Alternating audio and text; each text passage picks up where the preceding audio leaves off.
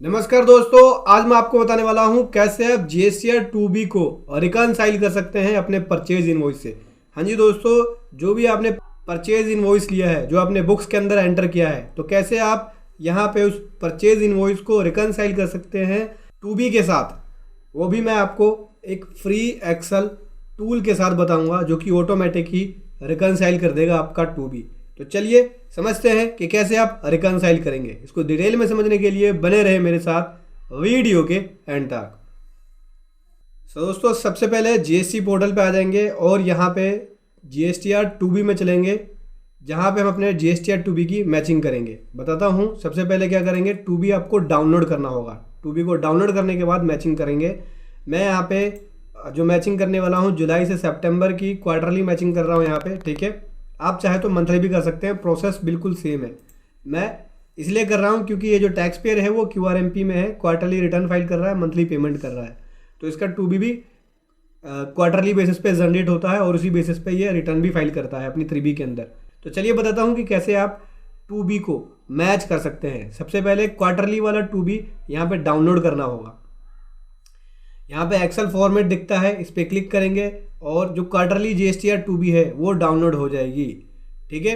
Download होने के बाद जैसे प्रोसेस क्वार्टरली का होगा वही सेम प्रोसेस मंथली का भी होगा, वही सेम प्रोसेस आपको फॉलो करना है अगर आप मंथली रिकनसाइल करना चाहते हैं तो। अभी मैंने 2B डाउनलोड कर लिया है, मेरे पास यहाँ पे है, ये है जीएसटीआर 2B, ठीक है। चलिए इसको ओपन कर लेते हैं। तो दोस्तों, ये मैंने जीएसटीआर 2B क्वार्टरली वाला डाउनलोड कर लिया है। यहाँ पे B2B इनवॉइस को मैच करने वाला हूँ मैं। क्रेडिट नोट भी है, लेकिन क्रेडिट नोट की जो संख्या है वो बहुत कम है, एक है, तो इसको मैच करना मुश्किल नहीं है, इजीली मैच कर लूँगा मैं। तो कैसे मैच करना होगा, मैचिंग करने के लिए मेरे पास यहाँ पे एक एक्सेल टूल है जिसका यूज़ करके मैचिंग करेंगे। ये देखते हैं, इस टूल का यूज़ करके आप रिकनसाइल करेंगे। यहाँ पे गवर्नमेंट पोर्टल का डाटा आपको लिखना होगा, मतलब 2B का जो डाटा है वो आपको कॉपी करके पेस्ट करना है। और यहाँ पे जो आपके रिकॉर्ड्स हैं, मतलब जो भी आपने परचेज़ किया है, अगर परचेज रजिस्टर है तो परचेज रजिस्टर से डिटेल सारी आपको यहाँ पेस्ट करनी होगी। फिर यहाँ पे रिकन्सिलेशन पे क्लिक करेंगे तो ये ऑटोमेटिक रिकनसाइल कर देगा। चलिए मैं आपको लाइव बताता हूँ कैसे करेगा ये रिकनसाइल। सबसे पहले क्या करेंगे, 2B मैंने कर लिया यहाँ पे डाउनलोड। ये है दोस्तों 2B मेरा। सबसे पहले क्या करेंगे, क्या क्या डिटेल मांगता है इस यूटिलिटी के अंदर, इस टूल में क्या डिटेल मांग रहा है, GST नंबर सबसे पहले सप्लायर का। तो मैं यहाँ पे GST नंबर ले रहा हूँ, ये कर लिया मैंने कॉपी। GST नंबर कॉपी करके यहाँ कर दिया पेस्ट,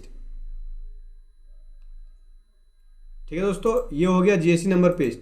अभी ट्रेड नेम या लीगल नेम पूछ रहा है, तो इसको खाली छोड़ देना, क्योंकि होता क्या है, यहाँ पे ट्रेड नेम और लीगल नेम पर्सन का अलग अलग है। GST के अंदर लीगल नेम उठाता है पैन पे जो नाम होगा, और आपने जो परचेज में एंट्रियाँ करी होंगी वो फॉर्म के नाम से करी होगी। अगर प्रोप्राइटरशिप का केस है तो उस केस में प्रोप्राइटर का नाम दिखा देगा GSTR 2B में, और आपके बिल्स में फॉर्म का नाम होगा। तो उससे अगर आप नाम लिखोगे तो बुक्स के नाम में और पोर्टल के नाम में फ़र्क आ जाएगा, लेकिन GST नंबर में फ़र्क नहीं आएगा, GST नंबर सेम होगा। तो आप GST नंबर के बेसिस पे ही रिकन्सिलेशन करना, नाम मत लिखना यहाँ पे, ताकि आपको ईजिली समझ में आ जाएगा। अब अगला आता है invoice number. Invoice number 2B से उठाते हैं, ये रहा इन्वॉइस नंबर, इसको कर लिया कॉपी, और मैंने इन्वॉइस नंबर को कॉपी करने के बाद यहाँ पे कर दिया पेस्ट।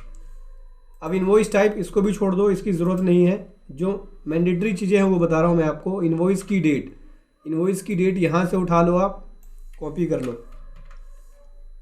यहाँ कर दो पेस्ट। इन्वॉइस वैल्यू भी छोड़ सकते हो, सीधा आप चाहे तो टैक्सेबल वैल्यू ICS ले लो, ताकि आप इजीली मैच कर सको। जो जो रिक्वायर्ड डिटेल है वो आप यहाँ पे भर दो मैचिंग के लिए। यहाँ से टैक्सेबल वैल्यू को उठा लो और टैक्सेबल वैल्यू लिख दिया हमने यहाँ पे। उसके बाद IGST, CGST और SGST, ये तीनों वैल्यू को मैंने कर दिया कॉपी और कर दिया यहाँ पेस्ट। उसके बाद यहाँ पे क्लाइंट नेम का ऑप्शन है, इसको भी खाली छोड़ देना, क्योंकि नाम से मैचिंग नहीं कर रहे हैं, GST नंबर वाइज मैचिंग कर रहे हैं। ये गवर्नमेंट पोर्टल की डिटेल भर दी मैंने, मतलब कि 2B की डिटेल को भर दिया। अब एज पर आर रिकॉर्ड्स, यहाँ पे अब आपको दोस्तों यहाँ पे अपने रिकॉर्ड के हिसाब से डिटेल भरनी होगी। सबसे पहले GST नंबर, नाम खाली छोड़ देना। मैंने आपको नाम खाली इसलिए छोड़ने के लिए बोला है क्योंकि GST नंबर वाइज मैचिंग करेंगे, क्योंकि बिल पे आपके फॉर्म का नाम कुछ और होगा, अगर प्रोप्राइटर हुआ तो GST में उसका लीगल नाम कुछ और आता है। तो इसलिए आप क्या काम करना, GST नंबर वाइज मैचिंग करना, ताकि आपको ईजिली मैचिंग जब रिकन्सिलेशन करोगे तो समझ में आ जाए, नाम में कन्फ्यूजन ना हो। अपना परचेज रजिस्टर निकालो। मैंने यहाँ पे परचेज रजिस्टर ये देख सकते हैं, मैंने टैली से इसे एक्सपोर्ट किया एक्सेल को। आप जिस भी सॉफ्टवेयर का यूज़ करते हो, चाहे बीजी हो, टैली हो, कोई भी अदर सॉफ्टवेयर, उस सॉफ्टवेयर से आपको बस 2-3 चीज़ें डिटेल निकालनी है। चाहे तो उसका परचेज रजिस्टर डायरेक्ट एक्सपोर्ट कर लो आप, ठीक है। जीएसटी नंबर होना चाहिए उसमें, दूसरा इनवॉइस नंबर, डेट और टैक्सेबल वैल्यू होना चाहिए, IC और S, ये 3-4 चीज़ें होनी चाहिए, ठीक है। इसी के बेसिस पे मैच करेंगे। तो मैं सबसे पहले क्या काम करता हूँ, जीएसटी नंबर को कॉपी करता हूँ। कॉपी करने के बाद यहाँ पे कर दिया पेस्ट। आप कोई भी एक्सेल फॉर्मेट को यूज़ कर सकते हो। इवन चाहे तो आप मैनुअल यहाँ पे, अगर आपके पास इनवॉइस है तो उसका जीएसटी नंबर भी टाइप करके उसकी डिटेल को फिल कर सकते हो। यहाँ पे परचेज रजिस्टर आपको चाहिए होगा एक्सेल के अंदर। जीएसटी नंबर लिखने के बाद इनवॉइस नंबर उठा लो, इनवॉइस नंबर को कॉपी कर लो। ये इनवॉइस नंबर कॉपी कर लिया। अब टैक्सेबल वैल्यू ले लो, टैक्सेबल वैल्यू ले लो। अब दोस्तों टैक्सेबल वैल्यू ये रही, टैक्सेबल वैल्यू को कॉपी कर लिया मैंने, यहाँ कर दिया पेस्ट। अभी IGST लेना होगा, IGST ये रहा, ICS तीनों है, तीनों इकट्ठा कॉपी कर लो। ये तीनों इकट्ठा कॉपी कर लिया मैंने, ICS को यहाँ कर दिया पेस्ट। अब इनवॉइस की डेट पूछ रहा है, तो इनवॉइस की डेट ये रही। जो मैंडेटरी चीज़ें हैं केवल वही भरना है, सारी डिटेल को नहीं भरना। ये इनवॉइस की डेट मैंने यहाँ कर दिया पेस्ट। डिटेल सारी दे दी, इसके अलावा और कोई डिटेल मत भरना, कन्फ्यूज़न नहीं होगी और इजीली मैचिंग कर पाओगे। ये 2 डिटेल भर दी, गवर्नमेंट पोर्टल से 2B की डिटेल और एज पर आर रिकॉर्ड्स जो बुक्स की डिटेल है वो भर दी मैंने। जो परचेज रजिस्टर है, जो परचेज किया मैंने, उसकी डिटेल को फिल कर दिया। अब मैं आपको बताऊंगा कैसे रिकनसाइल होगा। अगर आप इस टूल को डाउनलोड करना चाहते हैं, ऑटोमेटिक रिकन्सिलेशन टूल का, तो आप इस वीडियो के डिस्क्रिप्शन में इसका लिंक मिल जाएगा, वहाँ से आप इसको डाउनलोड कर सकते हैं। अभी कैसे यूज़ करना है देख सकते हैं। क्लिक हेयर पे क्लिक करेंगे तो रिकन्सिलेशन स्टार्ट हो जाएगा और रिकन्सिलेशन ऑटोमेटिक करना शुरू कर देगा ये। उससे पहले मैं पोर्टल को लॉगआउट कर देता हूँ, ताकि जो मेरी कंप्यूटर की स्पीड है वो सही हो जाए और कम से कम टाइम में ये रिकन्साइल कर दे और इजीली रिकन्साइल कर दे। बाकी शीट्स को भी बंद कर देते हैं क्योंकि हमने सारी डिटेल्स को फिल कर लिया है। बाकी एक्सेल शीट्स को भी बंद कर रहा हूँ मैं। अभी क्या करेंगे, यहाँ पे रिकन्सिलेशन वाले बटन पे क्लिक करेंगे। अब ये ऑटोमेटिक रिकन्साइल करना शुरू कर देगा। आपने जो डिटेल्स फिल करी है उसे देख सकते हैं, रिकन्सिलेशन का प्रोसेस इसने शुरू कर दिया और 2B और बुक्स को मैच करना इसने शुरू कर दिया है। जो रिकॉर्ड मैंने भरा है एज पर आर रिकॉर्ड्स और गवर्नमेंट पोर्टल का जो डाटा भरा है उसको मैचिंग करना इसने शुरू कर दिया है। थोड़ा सा टाइम लेता है ये, डाटा के ऊपर डिपेंड करता है। अगर डाटा हैवी होगा तो ज़्यादा टाइम लेगा और डाटा कम होगा तो कम टाइम में रिकन्साइल कर देगा। कई लोगों ने कमेंट भी किया है कि सर टूल चलता नहीं है। देखो, आप विंडो 10 यूज़ करो और एक्सेल जो है 2013 से अबव यूज़ करो, या 2013 यूज़ कर सकते हो, अब चल जाएगा, ठीक है। MS एक्सेल अगर आप 7 यूज़ करेंगे, MS ऑफिस 7 यूज़ करेंगे तो उस केस में ये टूल चलता नहीं है। MS ऑफिस जो है आप 2013 या उससे अबव का यूज़ करोगे तो ये टूल चल जाएगा। और विंडोज़ भी आपकी विंडो 10 होनी चाहिए तभी चलेगा, विंडो 7 में चलता नहीं है ये। जैसे जैसे मैंने स्टेप्स बताए हैं बस आपको उन स्टेप्स को फॉलो करना है, तो कम से कम टाइम में आप बिना किसी सॉफ्टवेयर के रिकन्साइल कर सकते हो। देख सकते हो दोस्तों, रिकन्सिलेशन कंप्लीट हो गई। बोलता है कि your GSTR 2 reconciliation is ready, ठीक है। हमारा जो GSTR 2B का रिकन्सिलेशन है वो रेडी हो चुका है। अभी आपको क्या करना है, इसकी डिटेल्स को चेक करेंगे। देख सकते हैं यहाँ पे मैच और मिसमैच की इन्फॉर्मेशन है। लगभग बहुत सारे इनवॉइस मैच है, कुछ ही मिसमैच है। चलिए फिल्टर से चेक करते हैं कि कौन कौन से मिसमैच है। अब यहाँ पे अनटिक कर देते हैं। ये बोलता है invoice not available in are records, ऐसे इनवॉइस जो हमारे रिकॉर्ड में नहीं है। चलो टिक कर लिया। Invoice not available on government portal, invoice government portal पे भी ये नहीं है। ओके पे क्लिक कर दिया। अब 2 तरह की मैचिंग आ गई, एक जो हमारे रिकॉर्ड में है, एक जो गवर्नमेंट पोर्टल पे है। अब यहाँ पे देख सकते हैं डिफरेंस से पता चलेगा 6120 का CGST के अंदर प्लस में है और माइनस में है। दैट मीन्स एक ही इनवॉइस है जो एक बार प्लस में है और एक बार माइनस में है। इनवॉइस नंबर में हो सकता है फ़र्क हो, डेट में फ़र्क हो। देख सकते हैं इनवॉइस नंबर में फ़र्क है। यहाँ क्या लिखा है 067 और यहाँ पे क्या लिखा है 67।